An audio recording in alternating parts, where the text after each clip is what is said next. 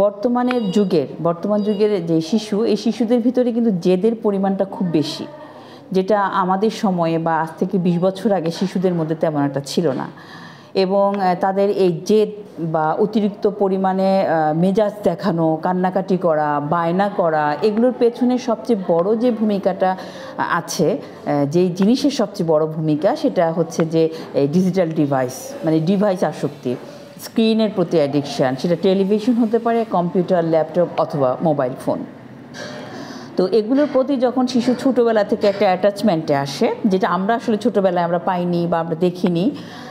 তো ছোটোবেলা থেকে যেমন প্রথমে তাকে হয়তো ফোন দেখে খাওয়ানো হচ্ছে এবং এটাতে সে একটা অভ্যস্ত হচ্ছে। তারপর দেখা যাচ্ছে সে একটু ইউটিউবে ভিডিও দেখছে, একটা সময় আরেকটু বড় হবার পরে সে গেমস খেলতে শিখছে।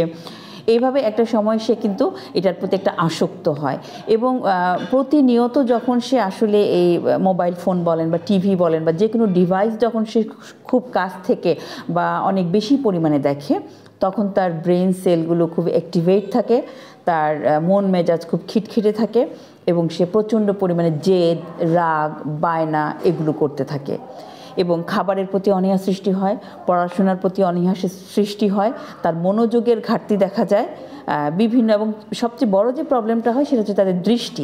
খুব অল্প বয়সে তাদেরকে দেখা যাচ্ছে যে গ্লাস পরতে হয় বা চশমা পরতে হচ্ছে। তো এক্ষেত্রে আমি বলবো যে আপনারা শুরু থেকেই তাদেরকে এই স্ক্রিনের প্রতি বা ডিভাইসের প্রতি এই কন্ট্যাক্টে বা সংস্পর্শে আসতে দেবেন না। যতদূর সম্ভব তাদেরকে ডিভাইস থেকে দূরে রাখার চেষ্টা করবেন এবং এটার জন্য সবচেয়ে বেশি রেসপন্সিবল আমরা প্যারেন্টসরা, আমরা গার্ডিয়ানরা। আমরা শুরু থেকেই যদি তাদেরকে এইসব জিনিসের প্রতি অ্যাটাচমেন্টে না আনি, তাহলে কিন্তু তাদের খুব একটা আসক্তি হবার সম্ভাবনা বা প্রবণতা থাকে না।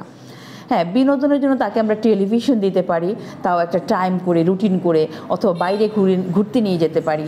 এখন বিভিন্ন জায়গায় প্লেগ্রাউন্ড, প্লে জোনের ব্যবস্থা আছে, এগুলোতে নিয়ে যেতে পারি। কিন্তু শুধু বাচ্চাকে শান্ত রাখার জন্য আমি একটা ডিভাইস তার হাতে ধরিয়ে দিলাম, এটা প্রথম দিকে বুঝতে না পারলেও পরবর্তীতে কিন্তু এটা আপনার জন্য অনেক বড় ক্ষতিকর, যেমন শিশুর জন্য তেমন পরিবারের জন্য।